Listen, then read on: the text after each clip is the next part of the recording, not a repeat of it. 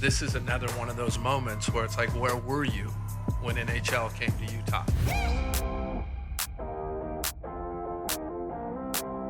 You're listening to the UTalk Hockey Podcast with your hosts Champ and Denz.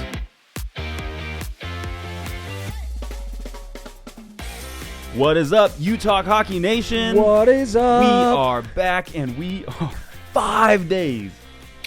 5 days. High five to the camera. Yeah. Man, we are 5 days out to not the home opener. The preseason opener. I was like, why did I just lose it?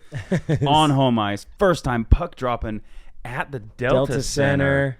So exciting. Man, it's here. It's pretty here. much here.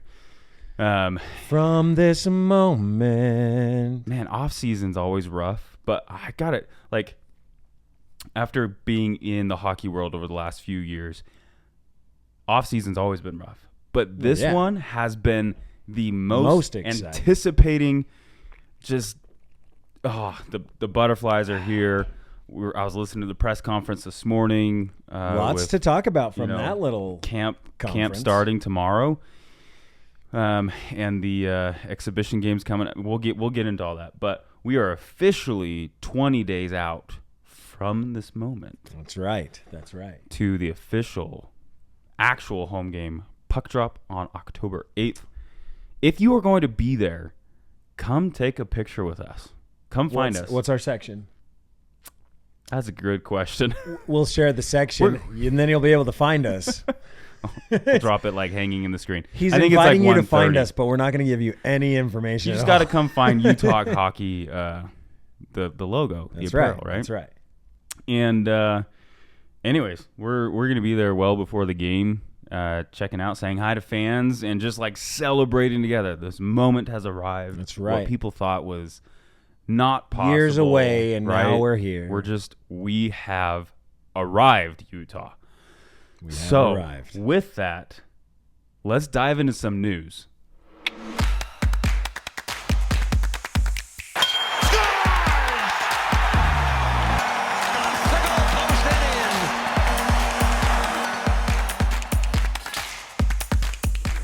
Okay. Off the post. First and foremost, this is more just like maybe an FYI. It's not that crazy of news, but it dropped today, and I think it's kind of cool with starting to see the community starting to get involved. But Nomi. Nomi. Nomi. Yeah, Nomi Health. Yeah. Nomi. Naomi? No. Nomi? Nomi. It's not Naomi at all. This is like so wrong. Nomi Health. Yeah. So they've partnered up through the entire season. Mm-hmm. Terrible seats on one of the ends, but it's too bad. It's too bad.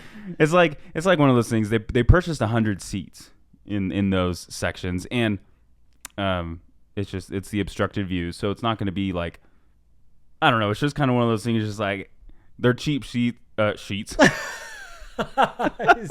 Seats. Anyways, so he's so excited that he can't even speak. I just can't. Anyways, what I do love about it is for the community, and what I mean by that is in the press statement article today, it was just all about like underprivileged kids and opportunities to get them to come to the game, and being part of officially sponsoring those opportunities. Like I think about all of the hockey stories of kids starting young. I mean, Keller even talked about it at the press conference today about like the privileges he had as a very young kid. Yeah. And it just, anyways, it is cool. And, for them to just be in that partnership for the whole season, to have a section of just like kids cheering on, and, I think that's awesome. Good. Yeah. It's a feel-good story. Chris Armstrong, the what is he considered? He's the president of hockey operations, right? He said, "We're excited to partner with Nomi Health on this impactful community-focused program, which allows us to provide local youth, their families, and community members the chance to experience the thrill of NHL hockey. We are committed to leveraging the Utah Hockey Club platform to uplift the community here in Utah, and this program is just the beginning of that effort. So it's super cool. Yeah. You have to do a certain thing, though. I think it's an important piece because our listeners, some of you probably have kids like Denz and I. And so how do you get one of those 100 Nomi Health seats? Sure, they're obstructed, but there's still seats to a Utah Hockey Club game, right? You're going to watch on the Jumbotron anyways. You're going to be in the arena with the energy. Still going to be That's blast. right. So to be considered for the Nomi Health Cares Community Ticket Program, nonprofit schools, community groups, and charitable organizations must visit a certain link. So we'll make sure that we share the link on our social. Make sure that you know how to get there. And then your request will undergo a thorough review to ensure tickets are allocated to a variety of organizations assisting underserved communities. So it's not just a free ticket to be free. This is truly meant to help those nonprofits, those schools, those community groups, charitable organizations give back to the kids in their communities, which is super cool. I mean, and that's how hockey gets infused into the desire of all these young kids. Is it literally starts from the ground up, and that's the coolest part about a professional team. I know we had the Grizzlies, and they are a pro team as well, but like it's different. Okay, Adam, sorry. it's different. Okay. Anyways, so quick question. Yeah. What's the flavor tonight? Oh, Flavor Flav, Liquid Death, Grapefruit. Just a grapefruit. This is actually the least flavorful of their sparkling waters. Looks like a Budweiser. Dude, this Bud's for you. Before we move on, I saw a post. I can't remember where I saw it, but talking about the community and things kind of just getting bigger, right? There's more ice expected to be built. Yeah. Not just in, past the north part of the mountain, but on the south side as well, which is exciting to hear. But I saw someone post that now that there is NHL in Utah, schools need to start playing floor hockey and start getting that more in. I remember playing. Well, that's actually in the article. Oh, really? Yeah. Nice. So they talk about providing kits to schools and to teachers, PE teachers across the entire state to have it be part of the curriculum. Cool. I remember doing that in middle school, and it was one of my favorite days of gym. Yeah. Is getting to play floor hockey. Yeah. I was like, I would love to play this on ice, and then I never did. And then Denz and I, 3 years ago, two and a half years ago. Almost three. Just decided, hey, let's buy some skates and try this out. And here we are. We're still playing. Yeah. Well, and what's crazy is the kits that the kids get, part of their sponsorship and like trying to get in the community. It's like they get the stick, they get the helmet.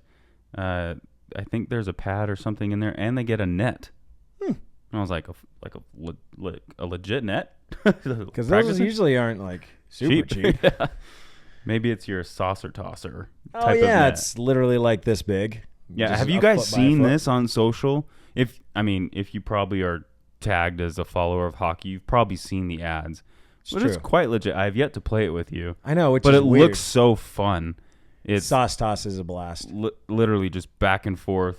Let you have like it's cornhole with hockey goals cornhole and hockey pucks. Yeah. So, anyways. We didn't endorse that either. I know. So, anyways, pretty awesome stuff happening, getting the community involved. So, with that, the community, the press conference. Yes. Today, because training camp starts tomorrow and the whole... and we shared the roster of training camp on our social, did we not? Or is that the rookie showcase? That was the rookie showcase. This is actual training camp. 67 players, something like that. Yeah. I'll have to... Pretty big set. Yeah, and it includes the 20 rookies that were in the teams coming camp together. Yeah, so obviously, real quick about exhibition games preseason. That's what's starting. Starts on Sunday, and we'll get to that in a second. But there was a press conference this morning in anticipation, prep for everything happening. And we're going to talk about a few things that were dropped. The press conference is actually pretty cool. A lot of good questions were asked. Go check it out. It's on YouTube. But I pulled in a couple things. The first one was Chris Armstrong, president of hockey operations. Yeah. Anyways, someone talked about fan experience. The question was, what are you guys doing about fan experience? And what is it going, like, how are you going to compete, really? Yeah. I mean, the Jazz and basketball in and of itself is not even close to the level of the hockey world. And it's because hockey has a whole nother intermission, right? Yeah. They have to give entertainment. And so it's not just halftime. They get to do it twice and on ice. On ice. Like they're the real estate. They also talk about like the ice is a massive projector screen. Yeah. You don't get to do that in basketball, right? So I've seen some pretty wicked opening introductions. I've like Vegas knows how to do like Vegas does it right. There's this like that. There's like almost this level of competition about fan experience in hockey that matters just as much as the actual game and teams winning or not. And we'll get to that later. Dude, there's a few things in this episode coming up where what you just mentioned is going to come up in Chirps and in our face-off frenzy. So stay tuned. So, but here's the first thing. So Chris, he answers this question and he says, well, my marketing team is here in the audience, so I don't want them to be mad at me. I was like, I think that was just a lame way to like, you don't know. You haven't figured it out yet. He's a CEO. That's what he says about our marketing team. That means you don't know. That means you don't know. But he did say this, and I thought it was interesting.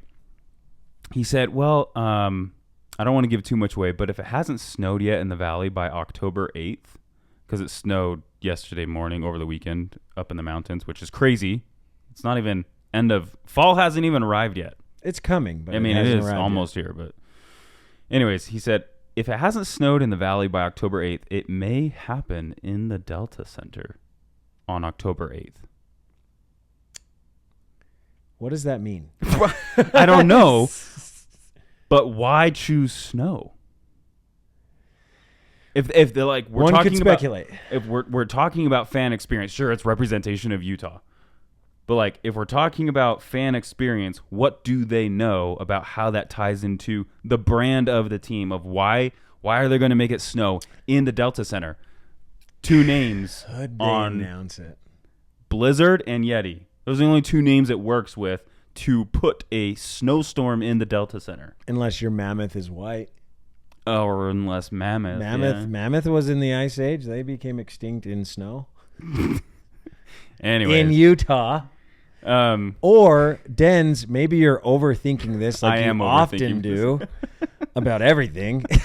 And it could just be white confetti. Confetti or like the soap bubbles? Nah, dude, like when they win, like they'll just drop just like when the Jazz win, it's, yellow. That's true. Confetti. Anyways, but that's interesting. Who knows? Wouldn't that be sick if we're there October 8th and they announce, oh, by the way, and they won't do it that way.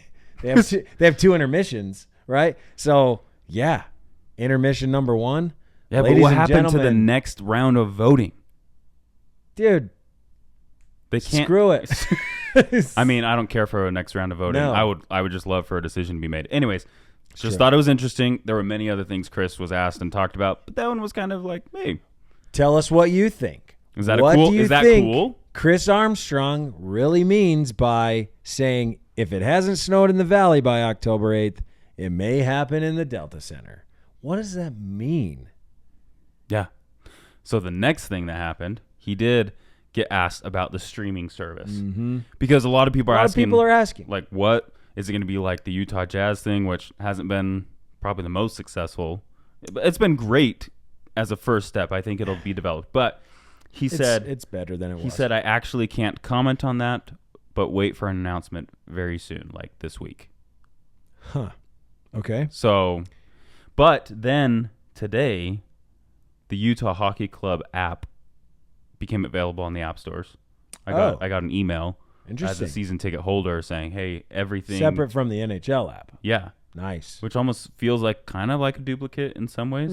Yes and no. But like it also has like all of the eateries in the Delta it's Center. Focused on just yeah. like the Jazz app. Yeah, exactly. So then I thought, like, are they going to stream directly to their app? Dude, you know what's super cool is that, Ryan Smith's like, okay, we got to build an app. Yeah. 3 months later, here you go. Yep, Utah Hockey Club app. Yep, Utah Technology, Hockey Club. man. Yeah, crazy. So fast. Anyways, so he also commented on that. But up next, I'm going to pull one thing from GMBA. GMBA gets on the press conference next, and this is what happens. Again, we're going to like this naming thing. People keep asking. And he was asked, I'm pretty sure this was a question, like, do you have a timeline on the name or anything? And like, what's happening with the name? What's happening with the name? They asked it in some way, shape, or form like that. And he said, well, that's above my pay grade. I need to listen to Bill Armstrong so I can mimic him. His voice? Yeah, and then when these quotes come up, I just say it in his voice. Right. I also need to get Andres. Andres would be hard. No, I bet I could do it. Oh, well, I'm going to practice it, and then a few episodes from now. French. No. No, that's not it. I don't know. Anyways. I have to listen to it. But So, but he said, well, that's definitely above my pay grade. He said, but I actually really like the voting process is what he said. He's like, I think that was a really clever way, get the community involved. He dropped the thing he dropped before, which about the kids. In the draft, the kids really love a certain name. He didn't actually say Yetis, but he's just like. Did he say Yeti in the draft? He did there. He didn't say it in the press conference today. In the press conference. But then he like paused and he said, but like, the jerseys have come out already. And he said, I actually do. This is what he said. I wrote it down. He said, I actually do love the simplicity of it. And I will say, I think it's almost perfect for us. Like the way he said it. Don't you dare, Denz.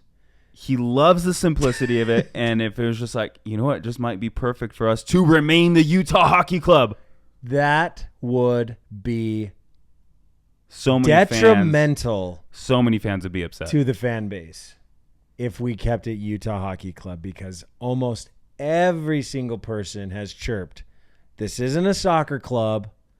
It can't be the Utah Hockey Club forever. Now, I am going to say the sweaters, the white and black sweaters. Oh, they look sick. I love them, and I actually do agree. I love the simplicity of them. That doesn't mean, 4 letters, yet T, Utah. Yes. They're both 4 letters, yes. I know. You can keep the simplicity. Anyways, just pointing it out. 2 syllables. Utah, Yeti. Anyway. So, what Denz is suggesting from Don't GMBA, be surprised if. Don't be surprised if it's the Utah Hockey Club in year 2. There you go. Chirp back at Denz. That's not me. I'm 100% on board not sticking with Utah Hockey Club.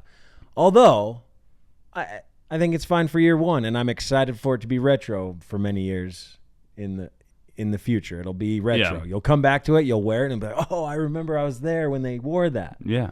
When I'm 80 years old, I'm like, oh, yes, I remember. So the next 45 years to be, Yes, actually, that's exactly the math. I'm 35. So. Anyways, next up is it moved on to Coach. Finally. This is the last piece we'll talk about. And one of the things that he dropped, it was actually asked, not of just Coach, but Coach was asked about like, hey, what's going on with the whole captain thing? We've talked about it the last few episodes. Yeah. And he didn't give much. Classic Torini. He did say it is coming. I don't know what that meant or the timeline. Like someone, I think it was Bill Armstrong before him was talking about like these things you want to make sure that like 6 months down the road you aren't making a change. You've got to get this right. If you're going to name a captain, it is a big deal. Anyways, but then Coach said this. He said, we will all be impressed with what is coming. It sounds like with all this dang cryptic messaging, you might need a Sears stone to figure out what's going on. You know what I'm saying? It's like, come on, guys, just stop being so beat around the bush. Just tell us. Yeah. Anyways, but he pointed out like the reason why a captain is so vital and you don't want to make that mistake. And it was a good reason. But yeah, it almost seemed like they're getting close. Yeah. So maybe you don't have to wait, between seasons to name a captain. So it might come at a certain point in the game. Captain Krause. Captain Keller. It's true. They all could be wearing an A, and then in the middle of the season, someone could get a C. Yeah. Yeah. Might be. Anyways, and then the last thing, this is just because I'm a huge James Clear fan. I was going to say, Andre must be looking at Atomic Habits. I know. Atomic Habits is one of my all-time favorite books. Go read it. Yeah, go read it. It's a good self-help book. But Coach's job is to focus on what he has. Bill Armstrong's job is to focus on what can come in, what can be traded, all of the metrics. And Coach said he can get involved in that, but like his job is to evaluate the team as it stands today. Yeah. And then he said this, and I was like, my man. He said, my only focus is to be 1% better every day. And to me, that makes a great coach. One of the many characteristics of a great coach. I was going to say, you can make 1% improvements and still fail. But if the team sucks, yeah. Well, we're not improving in the right ways. Yeah. Anyways, loved it. Many other things were talked about at the press conference. They went on some players. Keller answered some questions. Anyways, go check it out if you want the full debriefing. But those were some of the fun or interesting highlights from it. And that is a wrap on Puck of off the post. Because up next is the Puck of the Week. It's time to announce the Puck of the Week.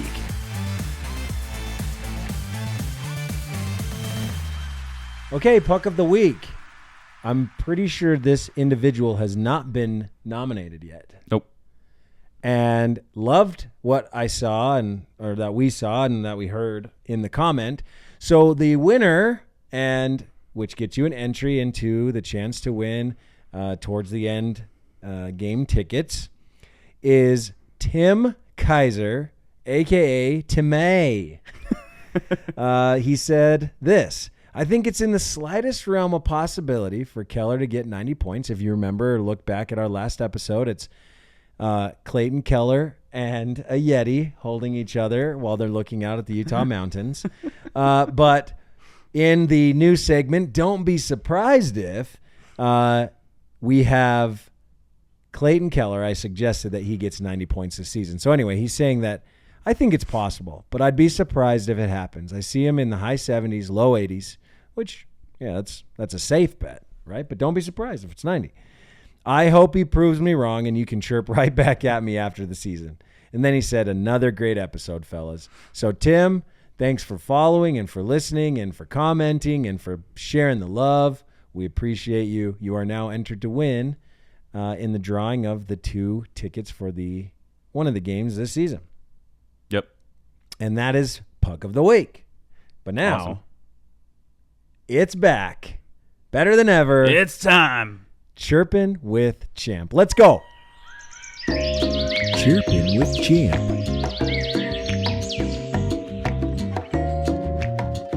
Okay, I got 3 chirps. This is just fun, you know? It wasn't their last episode, and it missed an element, you know? This brings the fire. The first individual that I'm going to chirp at for chirping is named or handled Orville Schredenbach.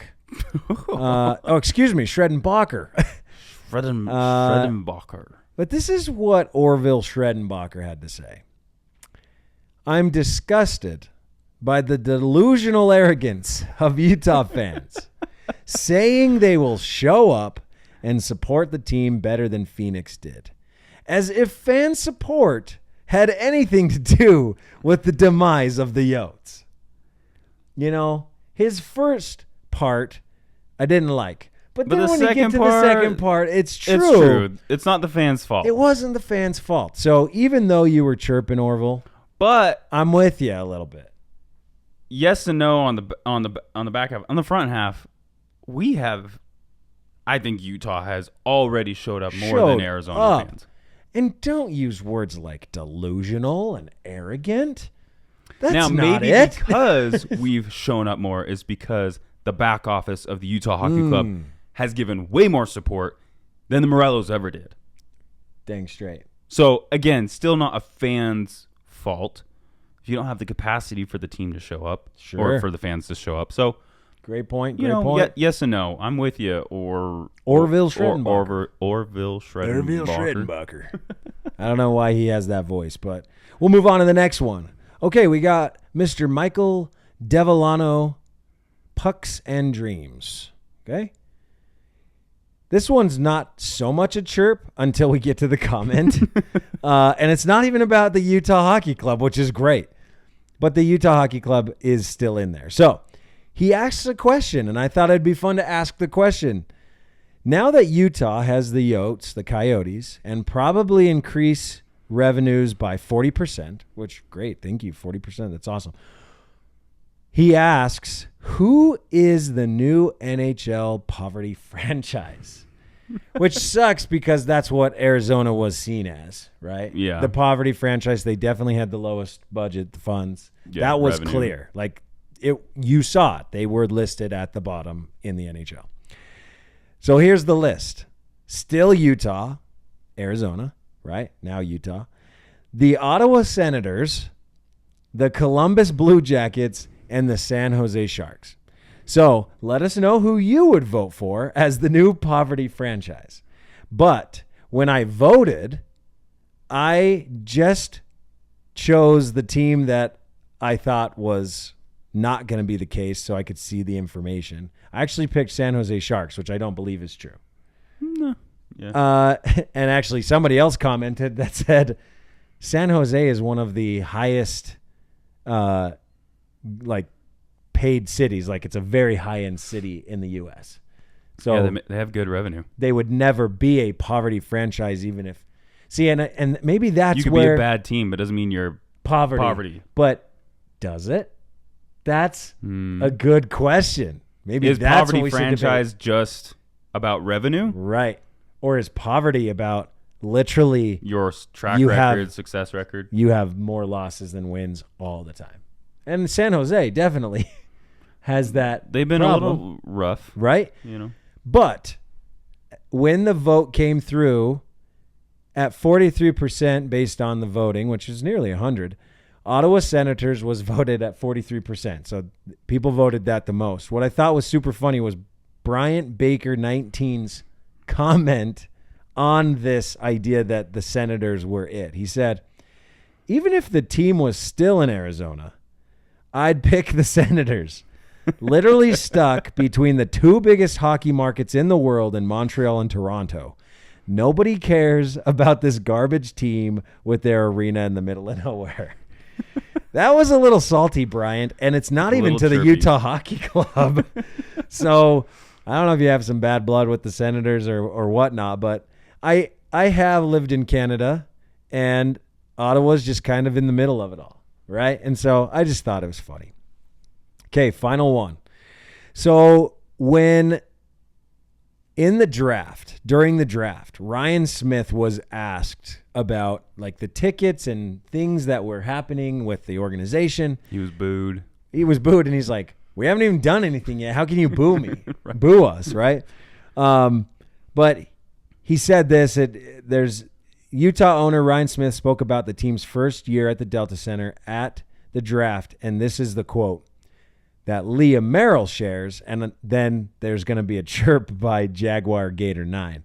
So Leah quotes Ryan that says, we'll be in the top 15 in tickets in the entire league in year one, with 7,000 seats that aren't quite set up for hockey yet. People are going to be watching on the Jumbotron. Jaguar Gator 9 NFL comes in hot with a completely out of context comment and chirps this.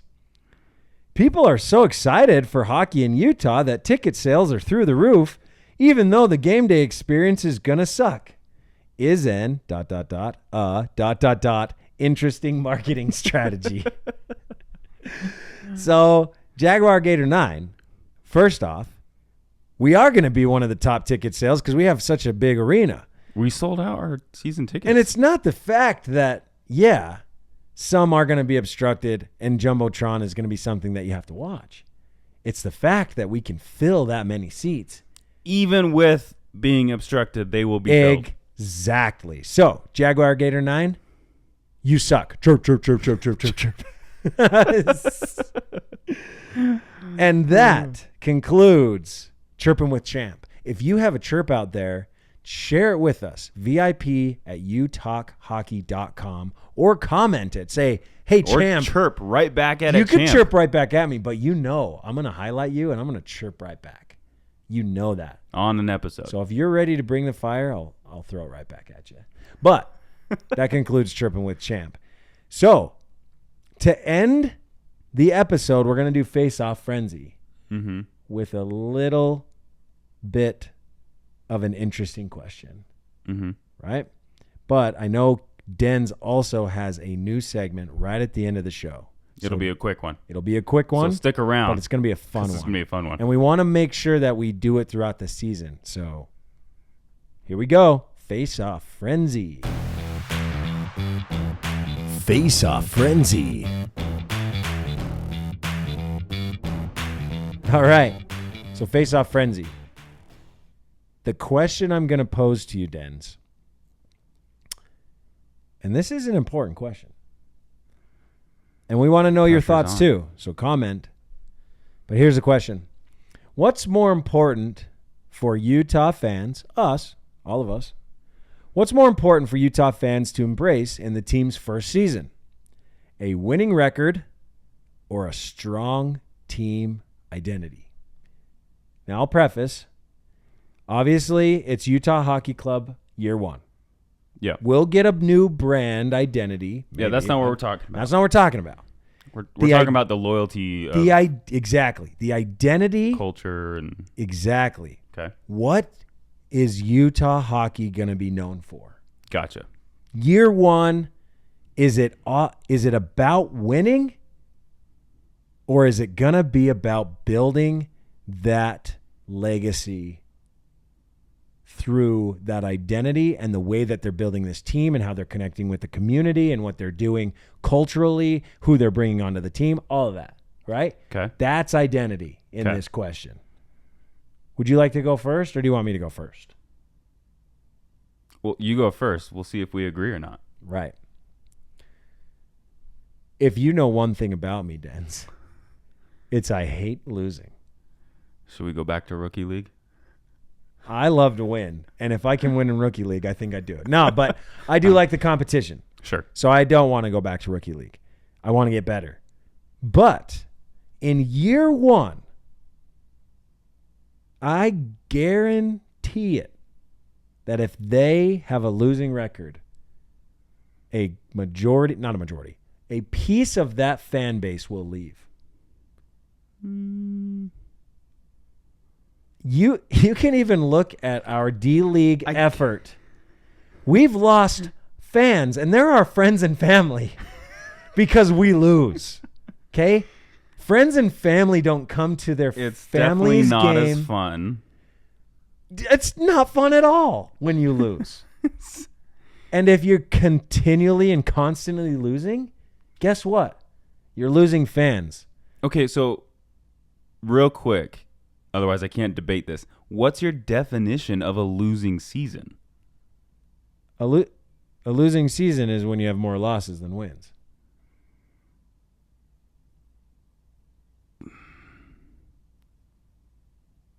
Because but we can improve from last year. Yeah. And still have more losses than wins, and it's still an improvement. True. But winning, it helps. I just don't think it's... But winning sets the tone. I mean, I want to win. I know everyone wants to win. But if we don't win enough, does that harm the trajectory of this franchise moving forward in year one? Maybe, maybe not. I kind of feel like it will. That's what I'm debating. Gotcha. I believe it's wins. What do you believe? I think winning matters. but I believe you don't have to win every game. Oh, I agree. They're not going to have a perfect season. Well, of course not. But like, if you can create an incredible fan experience and create things like I'm a big believer of mindset and like progression. And if all we come off this season is we've progressed and the energy's electric and they're getting involved in the community, I think that's where I think like because the excitement of the team winning are the people that are watching it. But for me, my debate is those who are going to watch are already Utah or are already hockey fans. Yeah. They're going to be watching because they're hockey fans. I think the greatest opportunity in the state is the people that aren't into hockey yet. Which, for me, the reason why I believe in year one is to bring them in, to gather Utah State to say, hey, come and see and experience a hockey game, win or lose, to bring more people in. Like, those people aren't watching if we're winning or not. All of us hockey fans are being very close attention. What's the numbers? But I believe the greatest growth of the game that needs to happen ASAP is to bring more fans in. And I think that's actually where, win or lose, it's about what they're doing in the community, the culture they're building, and everything coming in to build an identity, to have swag show up in Costco, right? Hey, the team's here. I'm not following, but that to me is the success of the future of the franchise, which is how do we grow the sport? How do we pull people in to want to come to constantly games so that they can be like the Jazz? I don't know if they're going to be like the Jazz. The Jazz, 260, 70 plus home games sold out in a row? Like, Champ, the Jazz aren't a winning team. No, they're not. I will say probably it's... They were winning. They were winning, but it's kind of teetered off last couple of years. Yeah, yeah. But at the end of the day, I believe the loyalty is going to come from how they show up in the community. That's my debate.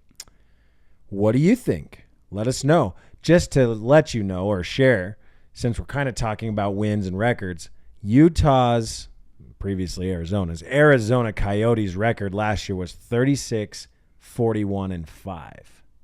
So if you add those 5 to the 36, they're at even, 500. Yeah, okay. Which, the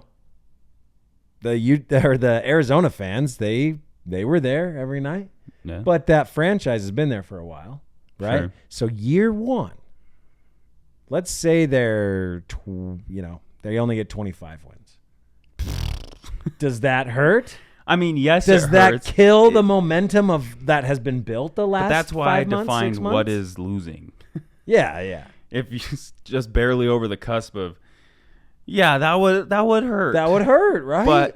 But at the end of the day, I still believe success and momentum can happen by getting the community involved, getting them to show up to community events, and to bring more fans into the sport, because that's where the future revenue is going to grow from, is how many fans are in the audience, to the point where there's so much demand. And it sucks, right? The more demand for the game, the higher the prices are going to be. Trying to constantly get into games, right? All of those things are, it is a business, guys. Yeah. So winning, huge part of the business, but so is everything else behind the brand and the growth of the game and getting people involved to make more money. It's capitalism. So the San Jose Sharks got 19 wins last year. But they got Celebrini. They got a guy, right? They got the guy. But the point I'm trying to make is, if you are the worst team in the NHL, and that happens year one, does that give you hope or does that hurt your heart? I'm a hockey fan, so it would hurt, but I also still believe would want to go support them because they just need more. Yeah. I mean, I'm with you. I'm not going to dump them if they lose. Right. But I do believe if they don't win enough, at least get around 500. Might hurt momentum. Momentum, fan base, just in general. I don't see as much excitement year 2 if they're not around 500. Gotcha. That's my thought. What do you think? Yeah. Let us know in the comments. Hit us up on our email, vip@utalkhockey.com. And Denz, it is time for the new segment, which is called Rapid Fire Roundup. Rapid Fire Roundup. Dude, nice. You know what it reminds me of? This is a Utah podcast, right? We're all about Utah here.